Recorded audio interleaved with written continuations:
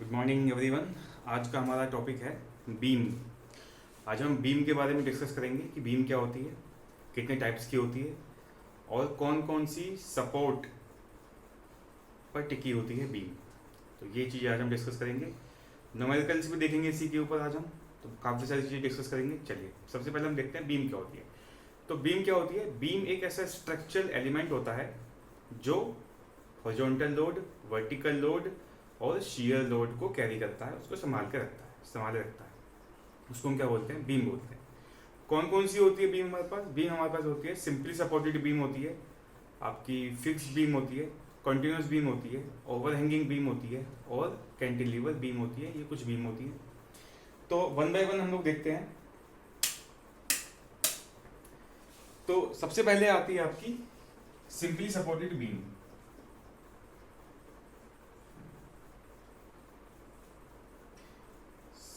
Simply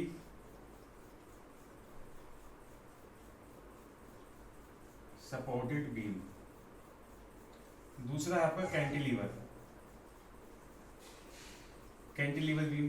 तीसरा है आपकी फिक्स बीम। चौथा है आपकी कॉन्टिन्यूस बीम। और कौन सी होगी? Simply support, cantilever, fix, continuous. तो एक है आपकी overhanging beam.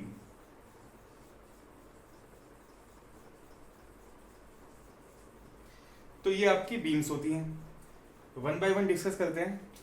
Simply supported beam कौन सी होती है? सिंपली सपोर्टेड बीम होती है जो आपकी दो सपोर्टों पे टिकी होती है। दो सपोर्ट क्या होती है, कौन कौन सी होती है, ये हम आगे डिस्कस करेंगे। मान लीजिए ये कोई ए और बी कोई बीम है जो दो सपोर्ट पे टिकी हुई है। ये हो गया आपकी फिक्स सपोर्ट, ठीक है, ये हो गया आपकी फिक्स सपोर्ट और ये हो गया आपकी रोलर सपोर्ट। रोलर सपोर्ट क्यों कहा इसको? क्योंकि इसमें दो नीचे गोले बने हुए हैं और ये इसका फिक्स सपोर्ट का नोटेशन है। तो जो दो सपोर्ट पे टिकी होती है उसको हम बोलते हैं सिंपली सपोर्टेड बीम, ठीक है। ये मैंने वर्टिकल लाइन क्यों खींची है? ये इनकी रिएक्शन है। जो ए पॉइंट पे लग रही है आर ए, जो बी पॉइंट पे लग रही है आर बी, ये इसकी रिएक्शन है। तो ये होती है सिंपली सपोर्टेड बीम। क्या होती है सिंपली सपोर्टेड बीम? वो बीम होती है जो दो सपोर्ट पे टिकी होती है, ठीक है। वो सपोर्ट आपकी फिक्स सपोर्ट या रोलर सपोर्ट हो सकती है, तो उसको बोलते हैं हम simply supported beam. Cantilever beam कौन सी होती है? कैंटिलीवर बीम वो बीम होती है जो वन साइड एक तरफ से फिक्स हो और दूसरी तरफ से फ्री हो, तो वो होती है आपकी कैंटिलीवर बीम। फिक्स बीम कौन सी होती है? फिक्स बीम होती है जो जिसके दोनों एंड, दोनों सिरे होते हैं वो क्या होते हैं? फिक्स होते हैं, वो होती है आपकी फिक्स बीम। कंटिन्यूस बीम कौन सी होती है? कंटिन्यूस बीम होती है जो दो से अधिक सपोर्ट पर टिकी होती है। जो क्या होती है? दो से अधिक सपोर्ट पर टिकी होती है, उसको हम बोलते हैं कंटिन्यूस बीम, ठीक है। ओवरहैंग बीम कौन सी होती है? ओवरहैंग बीम वो बीम होती है जो थोड़ा सा बाहर की तरफ को निकली हुई होती है। जैसे आपकी ये कोई बीम है, ये फिक्स सपोर्ट हो गई, ये रोलर सपोर्ट हो गई, ये ए है, ये बी है, ये सी है। तो जो बी सी वाला हिस्सा है देख रहे होंगे आप, तो ये थोड़ा सा सपोर्ट से बाहर की तरफ निकला हुआ है। तो इस तरह की जो बीम होती है उसको हम बोलते हैं ओवरहैंगिंग बीम। यानी कि ओवरहैंग है ये वाला हिस्सा, जो बी सी पोर्शन क्या है, ओवरहैंग का, लटका हुआ है बाहर की तरफ। तो ये कुछ बीम्स होती हैं। अगला आता है कि सपोर्ट कौन कौन सी होती है। सपोर्ट में मैंने आपको बता दिया है, फिक्स सपोर्ट होती है, एक रोलर सपोर्ट होती है। तो यहाँ पर देख लेते हैं हम लोग, इसको मैं रफ कर देता हूँ, ठीक है। अब हमने क्या करना है? हमने देखना है कि सपोर्ट कौन कौन सी होती है। सपोर्ट हेडिंग डाल देते हैं, सपोर्ट कौन कौन सी होती है। देखिए जो बीम होता है ना, उसको सहारा देने के लिए सपोर्ट का यूज करते हैं हम लोग, ताकि वो गिरे नहीं। कौन कौन सपोर्ट होती है? जैसे मान लीजिए ये कोई बीम है, एक सपोर्ट तो ये वाली है इस तरह की, ये उसकी नोटेशन होती है। इस तरीके से हम सपोर्ट को डिनोट करते हैं, दर्शाते हैं। जिसके नीचे दो गोले से बने होंगे वो हो गई आपकी रोलर सपोर्ट, और ये होती है फिक्स सपोर्ट। ठीक है, दो सपोर्ट होती है हमारी। जो ये मान लीजिए कोई ए और बी बीम है, ये बहुत ध्यान देने योग्य बात है, न्यूमेरिकल भी इसी के ऊपर पूछे जाते हैं। जो फिक्स सपोर्ट होती है वो क्या होती है, उस पर जिस पॉइंट पे लगी होती है उस पॉइंट पे क्या होता है, दो रिएक्शन लगती है, एक हॉरिजॉन्टल और एक वर्टिकल। जैसे ए पॉइंट पे लगी है आपकी फिक्स सपोर्ट, तो इसमें दो रिएक्शन लगेंगी, एक तो वर्टिकल लगेगी, इसको हमने मान लिया VA, और एक हॉरिजॉन्टल लगेगी इसी पॉइंट की ओर, इसको हमने मान लिया HA। तो HA और VA यानी कि ये VA और ये HA क्या है, दो रिएक्शन हैं जो फिक्स सपोर्ट की वजह से लग रही हैं। रोलर सपोर्ट में क्या होता है, रोलर सपोर्ट में केवल एक ही वर्टिकल रिएक्शन लगती है, एक ही वर्टिकल रिएक्शन ऊर्ध्वाधर, केवल एक, इस पॉइंट की तरफ। तो ये हो जाएगी आपकी, इस पॉइंट की तरफ हमने मान लिया, ये हो गया आपका RB। ठीक है। अच्छा, एक बात और मैंने बताना चाहूंगा कि जब हम इनके क्वेश्चंस करेंगे तो वहां पर जब HA और VA की वैल्यू निकलेगी तो क्या करेंगे, इनका एक परिणामी भी होता है। जैसे इसमें तो परिणामी सिर्फ RB है, क्योंकि इसमें एक ही सपोर्ट, एक ही रिएक्शन लग रही है, तो इसमें सीधा सीधा RB आ गया। इसमें भी आपको इनका रिजल्टेंट निकालना पड़ेगा, जो होगा RA। RA कैसे निकालोगे, जब आप इसकी न्यूमेरिक वैल्यू निकाल लोगे HA और VA की, तो आपको RA निकालना पड़ेगा अंडर रूट में, जैसे कि हम परिणामी निकालते हैं, पहले भी हम बता चुके हैं, HA स्क्वायर प्लस VA का स्क्वायर। जो भी HA और VA की वैल्यू आएगी उनका स्क्वायर करके रूट ले लेंगे, तो वो क्या निकल के आ जाएगा आपका रिजल्टेंट, यानी कि इस पॉइंट पे लगने वाली रिएक्शन, जो मेन रिएक्शन है, जो एक्चुअल रिएक्शन है, वो ये होगी इसकी। ठीक है। तो ये होती है आपकी फिक्स सपोर्ट और रोलर सपोर्ट, और उनको कैसे कैलकुलेट करते हैं, कैसे वो लगती हैं किसी बिंदु पे, वो भी मैंने आपको दिखा दिया है। अब बात आती है मेन पोर्शन की, जो जनरली एग्जामिनेशन में पूछा जाता है, वो है न्यूमेरिकल, कि बीम के ऊपर से जो न्यूमेरिकल पूछते हैं वो किस तरह के न्यूमेरिकल जनरली पूछे जाते हैं। देखिए, इसको मैं रफ कर देता हूं। जैसे एग्जामिनर ने पूछा कि क्या कहेगा आपको कि एक बीम है, मान लीजिए कोई बीम है A और B। ठीक है। A पॉइंट पे क्या है, फिक्स सपोर्ट लगी हुई है, और B पॉइंट पर क्या लगा हुआ है, रोलर सपोर्ट लगी हुई है। ठीक है। ये बीम है AB, यहां पर लगा हुआ है एक फोर्स, यहां लगा हुआ है एक दूसरा फोर्स। कितने एंगल पर, ये एंगल दे रखा है मान लीजिए 60 डिग्री। ये हो गया C पॉइंट, ये हो गया D पॉइंट। इस फोर्स की वैल्यू है मान लीजिए 10 न्यूटन, इस फोर्स की वैल्यू है मान लीजिए 20 न्यूटन। इनके बीच की, A और C के बीच की डिस्टेंस है मान लीजिए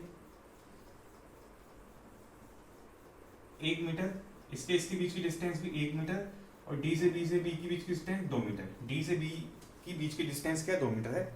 ये आपको क्वेश्चन दे देगा, आपसे पूछेगा कि पॉइंट A और पॉइंट B पर क्या निकालना है, आपको रिएक्शन फाइंड आउट करनी है, रिएक्शंस निकालनी है।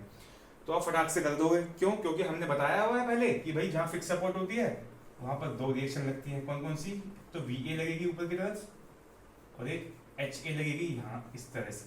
ठीक है। और जहां पर रोलर सपोर्ट होती है वहां पर क्या होती है, केवल एक ही रिएक्शन लगती है, RB। ठीक है।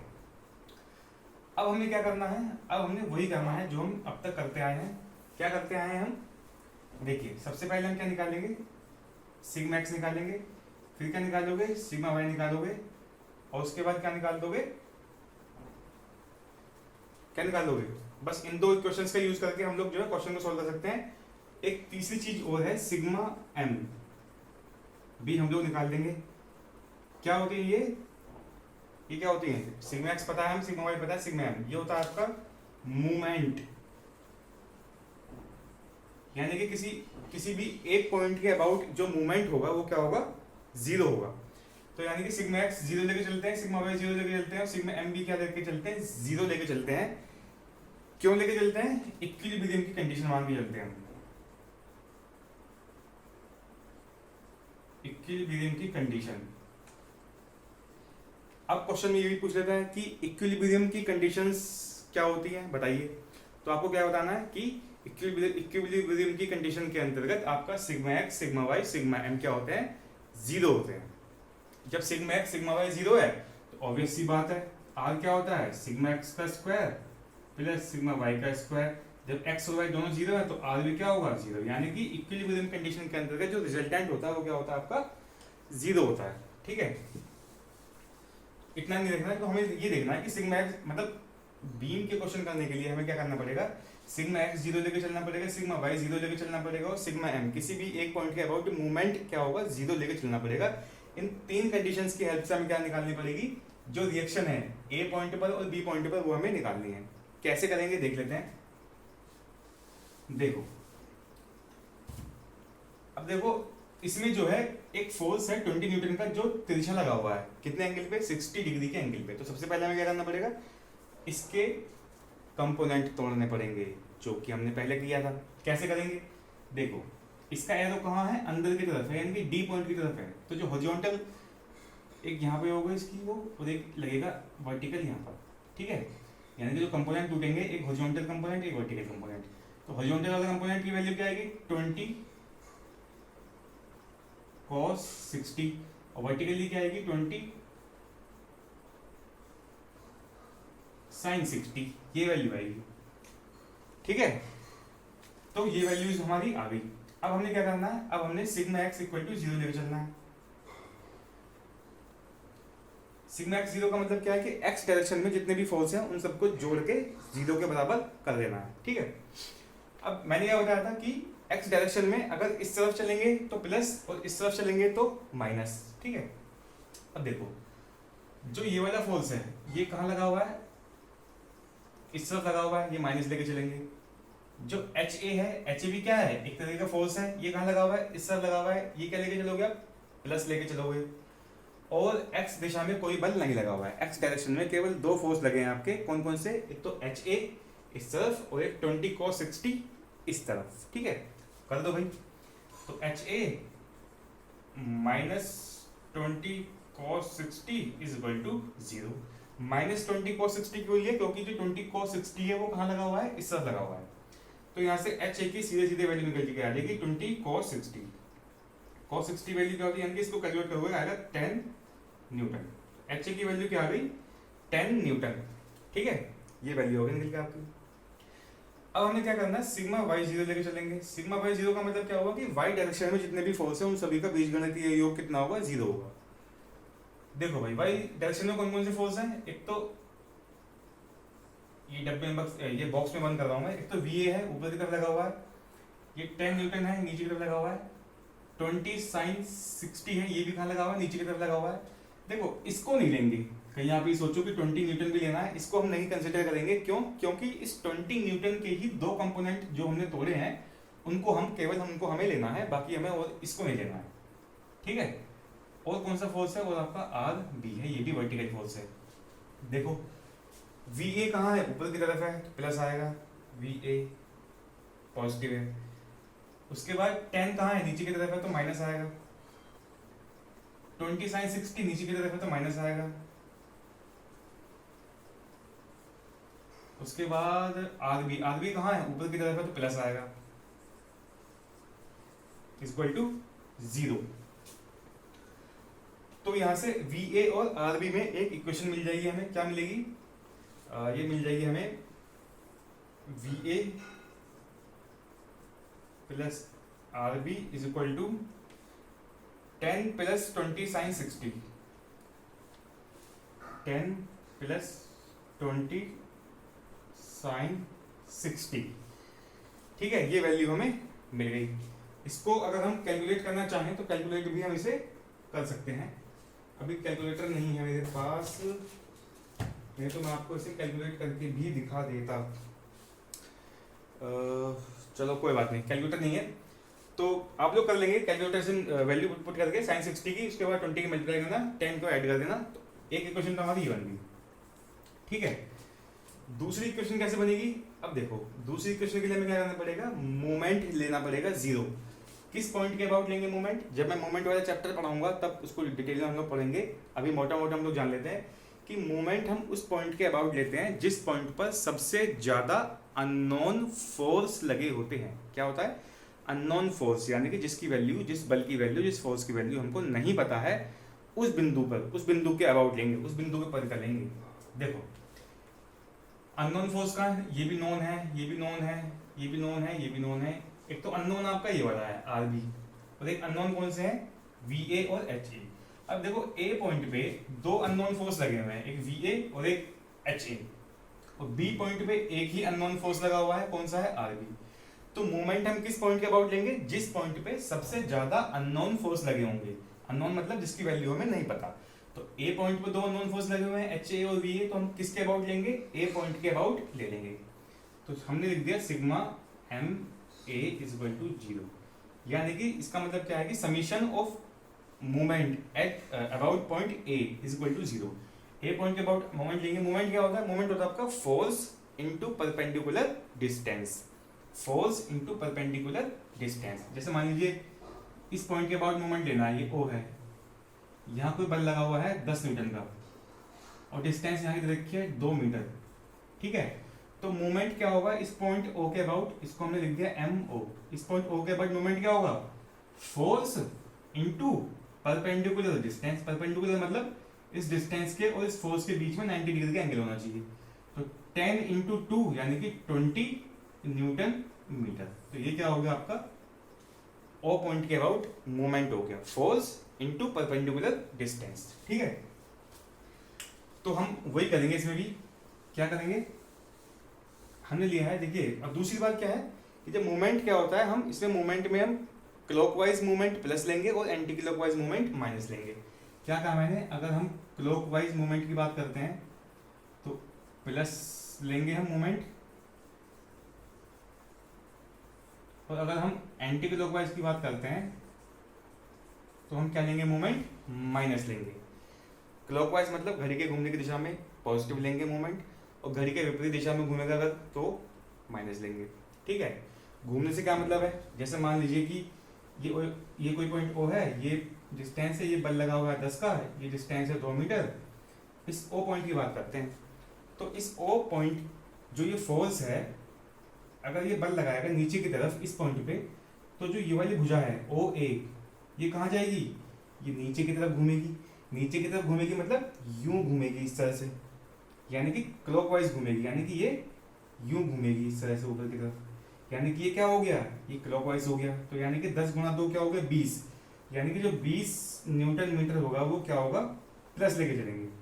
अगर वहीं पर इसकी डायरेक्शन उल्टी होती, मान लीजिए ये ऐसे लगा होता, तो फोर्स इंटू परपेंडिकुलर डिस्टेंस कितनी होती, 10 गुणा 2। अब ये इसको कैसे घुमाएगा, ये फोर्स कहाँ लगा हुआ है, ऊपर की तरफ जा रहा है, तो इस ओ ए को ये कहाँ घुमाएगा, ये ऐसे घुमाता, ये क्या घुमाता, एंटी क्लॉक घुमाता, तब ये वाला क्या आता, माइनस आता है ना। ये केवल डिफरेंस होता है क्लॉकवाइज में और एंटी क्लॉकवाइज में। अब देखो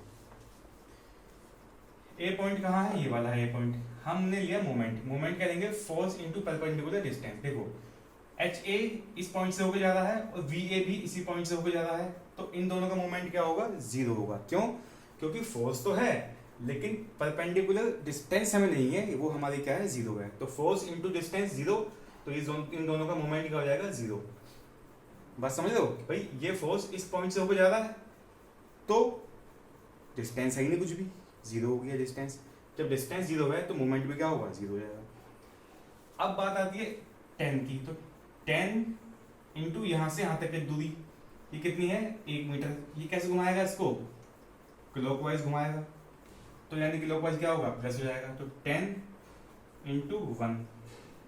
उसके बाद ये 20 sin 60 यहाँ लगा हुआ है, ये फोर्स इंटू यहाँ से यहाँ तक की डिस्टेंस कितनी है, 20 sin 60।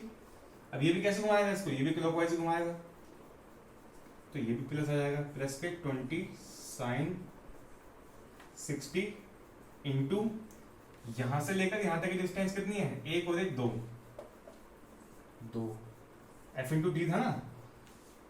अब कौन सा फोर्स बचा हमारा, बचा 20 cos 60।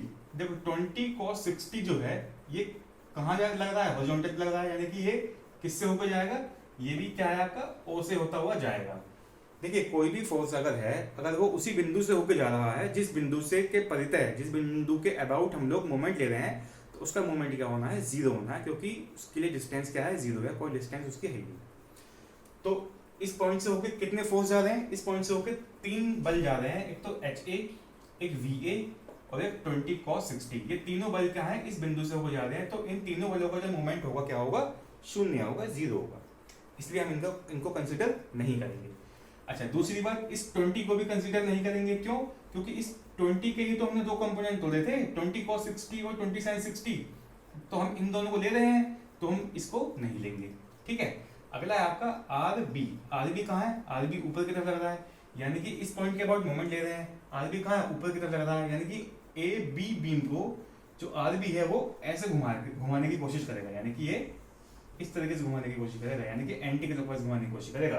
तो जब एंटी क्लॉकवाइज घुमाने की कोशिश करेगा तो ये क्या हो जाएगा, ये हो जाएगा नेगेटिव, तो यहाँ जाएगा -RB इंटू, अब यहाँ से लेकर यहाँ तक की डिस्टेंस लेंगे, कितनी है, 1 और 1 2 और 2 4, is equal to 0। Is equal to 0 क्यों लिया, क्योंकि अब और कोई फोर्स है ही नहीं।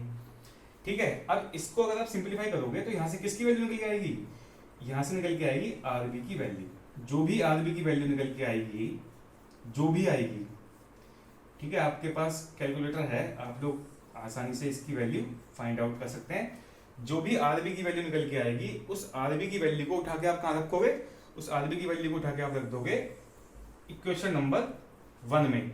जब इसमें रख दोगे RB की वैल्यू, तो यहाँ से क्या निकलेगा, यहाँ से निकलेगा आपका VA। तो जो भी आपकी VA की वैल्यू निकल कर आएगी न्यूटन में, समझ लो, ये डब्बा बनाते जा रहा हूं मैं, डब्बे का मतलब ये है कि इनकी वैल्यू हम लोग कैलकुलेट कर चुके हैं या कर लेंगे। VA निकल गया, तो VA की वैल्यू कहाँ रखोगे आप, VA की वैल्यू आप उठा के रख दोगे भाई साहब इस वाली इक्वेशन में, इस वाली इक्वेशन में, इस वाली इक्वेशन में। तो जब यहाँ पे VA की वैल्यू रखोगे, अच्छा VA की वैल्यू आपको रखने की जरूरत नहीं है, क्योंकि इसकी वैल्यू रखने की जरूरत नहीं है, सारी वैल्यू तो आपको मिल चुकी है। देखो HA मिल चुका है, ये रहा, VA मिल चुका है, ये रहा, और RB मिल चुका है, ये रहा। अब हमने क्या निकालना है, RB तो हमें मिल गया ये वाला सीधा सीधा। अब VA और HA कैसे का हम परिणामी कैसे निकालेंगे, हमको पता है कि RA क्या होता है आपका HA का स्क्वायर प्लस VA का स्क्वायर। तो यहाँ से क्या निकल जाएगा आपका, RA निकल जाएगा किसमें, न्यूटन में, और यही हमसे पूछा था। RA वहाँ निकल गया और RB यहाँ निकल गया, तो ये आपके दो आंसर हो गए। ठीक है ना, RA निकाल लोगे ना, HA हम निकाल चुके हैं पहले 10 न्यूटन, VA यहाँ से निकल गया है हमारा, ठीक है, HA पता चल गया, VA पता लग गया। HA क्या है ये वाला, VA क्या है ये वाला, ये दोनों पता लग गए। तो A पॉइंट पे जो इनका रिजल्टेंट है वो कैसे निकालोगे, ऐसे निकालोगे, RA equal to under root में HA square plus VA square. तो यहाँ से क्या निकल के आ जाएगा, यहाँ से निकल जाएगा आपका RA, किसमें आएगा, न्यूटन में। तो ये हमारा हो गया आंसर, हमसे RA और RB की वैल्यू ही क्वेश्चन में पूछी थी एग्जामिनर ने, वो हम निकाल चुके हैं। तो इस तरीके से हम क्वेश्चन को सॉल्व करेंगे। और क्वेश्चन कराऊंगा मैं, अभी आप इस क्वेश्चन को समझने की कोशिश करिए, इसके बाद मैं दूसरा क्वेश्चन कराऊंगा, 3-4 क्वेश्चन करेंगे हम, ताकि हमें कोई भी कंफ्यूजन ना रहे। ठीक है, दूसरा जो मूवमेंट का कॉन्सेप्ट है वो भी आप धीरे धीरे समझ रहे होंगे कि मूवमेंट हमने कैसे निकाला है। 3 चीजें हमें ध्यान रखनी है मूवमेंट निकालने के लिए, 3 चीजें।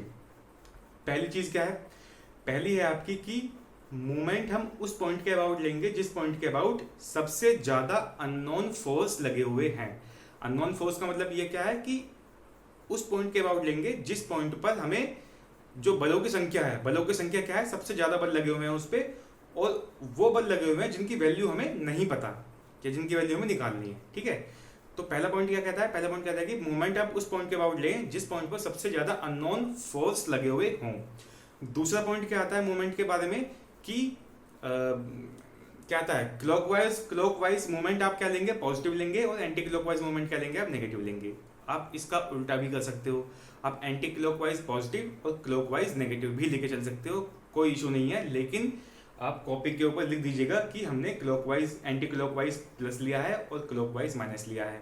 या फिर अगर आप क्लॉकवाइज प्लस लेते हो और एंटी क्लॉकवाइज माइनस लेते हो तो भी आपको क्वेश्चन में जो बुक है आपकी, जो कॉपी है, उसमें आपको साइड में दिखाना पड़ेगा कि हमने क्लॉकवाइज प्लस लिया है मूवमेंट और एंटी क्लॉकवाइज माइनस लिया है, जैसे कि हमने यहाँ दिखाया हुआ है। ठीक है, ऐसे साइन कन्वेंशन बना के दिखा देना तो एग्जामिनर समझ जाएगा। ठीक है, तो ये आपकी 2-3 बातें थी मूवमेंट के बारे में, ये हमने देख लिया है। तो ये थोड़ा टफ क्वेश्चन था जो मैंने दिया है। अब इसके बाद जो क्वेश्चन होंगे वो सारे इजी क्वेश्चन होंगे, आपको फटाफट समझ में आ जाएगा। ठीक है, तो अभी के लिए इतना ही हम लोग देखेंगे। नेक्स्ट वीडियो में हम नेक्स्ट न्यूमेरिकल करेंगे। ठीक है, ओके, थैंक यू।